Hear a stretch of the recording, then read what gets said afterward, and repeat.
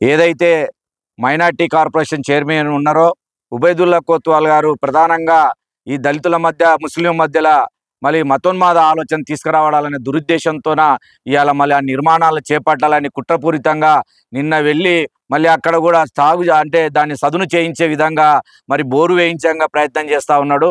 మరి ప్రధానంగా మేము అక్కడ అన్నది ఇవాళ దళితులు అంటే నడి బొడ్డున దళితులకు సంబంధించిన ఒక కళాభవన్ను దారుణంగా అంటే ఒక కుట్రపూరితమైన కాంగ్రెస్ పార్టీ కాంగ్రెస్ ప్రభుత్వము కుట్రపూరితంగా దళితులపైన వివక్షత చూపుతున్నది స్పష్టమవుతా ఉన్నది. దళితులకు సంబంధించిన దళిత విద్యార్థిని బిడ్డలకు అక్కడ ఏదైతే ఎడ్యుకేషన్ సెంటర్ అంటే ఎడ్యుకేషన్ హబ్ను నిర్వహించవలసిన అదే 15 కోట్లతోన ఇవాళ ఎమ్మెల్యే గారి దృష్టికి చెప్తా ఉన్నాం. ఈ రోజు నుంచి మేము ఒక విజ్ఞప్తి చేస్తా ఉన్నాం.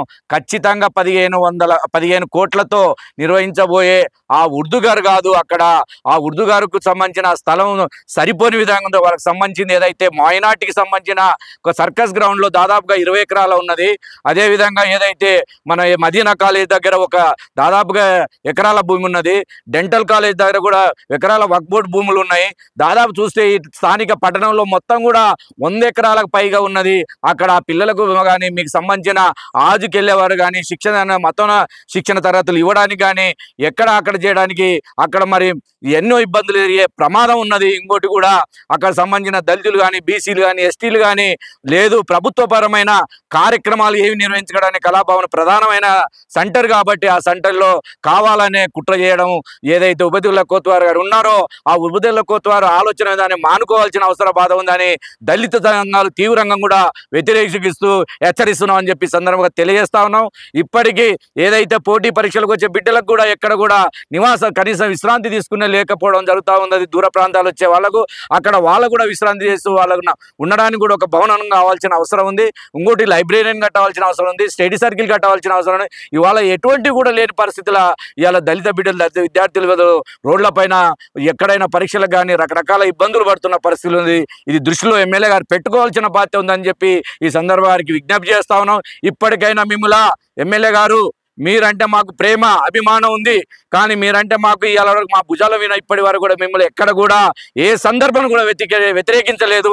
ఇప్పుడు కూడా చెప్తాను, ఇప్పుడు కూడా మిమ్మల్ని విజ్ఞప్తితోనే అడుగుతా ఉన్నాం, రిక్వెస్ట్తోనే అడుగుతా ఉన్నాం. మాకు న్యాయబద్ధంగా ఈ దళితుల పక్షాన నిలబడవలసిన బాధ్యత మీ పైన పూర్తి స్థాయిలో ఉందని కూడా ఈ సందర్భంగా కోరుచున్నాము. లేదంటే మాలాంటి దళిత బిడ్డల పరిస్థితులు రోడ్డున పడే విధంగా చేయాలా. మీరు మొత్తం కూడా పాలమూరు జిల్లాను ఇక్కడ ఎడ్యుకేషన్ హబ్గా చేయాలని నిర్ణయించుకున్నారు. పాలమూరు మొత్తం కూడా పాలమూరు బిడ్డలు కూడా దళిత బిడ్డలు కూడా మీరు చేస్తున్న ఇదే జ్ఞాన చదువుల తల్లిగా మార్చడానికి ఒక విజ్ఞానాన్ని ఒక చదువుల నిధిగా తయారు చేయడానికి సిద్ధపడతా ఉన్నారు. దీన్ని ఖచ్చితంగా నిలబెట్టవలసిన బాధ్యత మీ పైనే ఉంది. భవిష్యత్తు లేకపోతే అలా మేము సీఎం దృష్టి కానీ దామోదర్ రాజనరసింహ దృష్టి కానీ మరి అందరికి మంత్రుల దృష్టి కానీ జిల్లా మంత్రులు ఎమ్మెల్యేలు కానీ దళిత ఎంపీ ఎమ్మెల్యేల దృష్టి కూడా తీసుకెళ్లి భవిష్యత్తు ఉద్యమాన్ని కార్యాచరణ తీవ్రస్థాయిలో తీసుకుపోవడానికి సిద్ధపడతామని ఈ సందర్భంగా కోత్వాలు నీవు గాన మానుకోకపోతే తీవ్రమైన ఉద్యమం ఉంటుంది.